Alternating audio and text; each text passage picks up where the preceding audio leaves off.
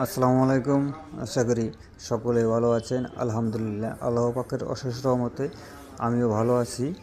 আপনাদের জন্য একটি ভিডিও নিয়ে আসলাম। ফানি আকারেও নিতে পারেন, আবার মহা গুরুত্বপূর্ণ হিসাবেও নিতে পারেন। বাংলায় একটা প্রবাদ আছে, ভাঙাকুলা নাকি ছাই ফেলাতে কাজে লাগে, আবার বিপদে পড়েই নাকি বাঘে ঘাস খায়।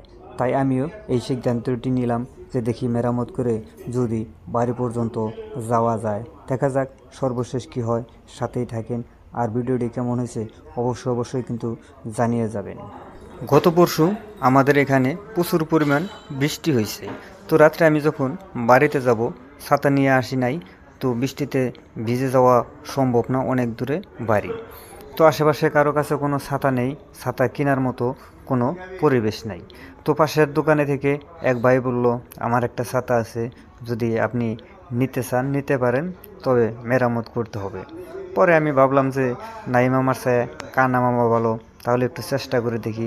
তাই ছাতাটা মেরামত করতেছি। তো আপনারা যে যেভাবে মনে চায় আস্তে ধীরে ছাতাটি মেরামত করেই ফেললাম। তো সর্বশেষ কী অবস্থা দেখে নিন। ছাতার অবস্থাটা কেমন হয়েছে অবশ্যই জানিয়ে যাবেন, জানাতে কিন্তু ভুলবেন না।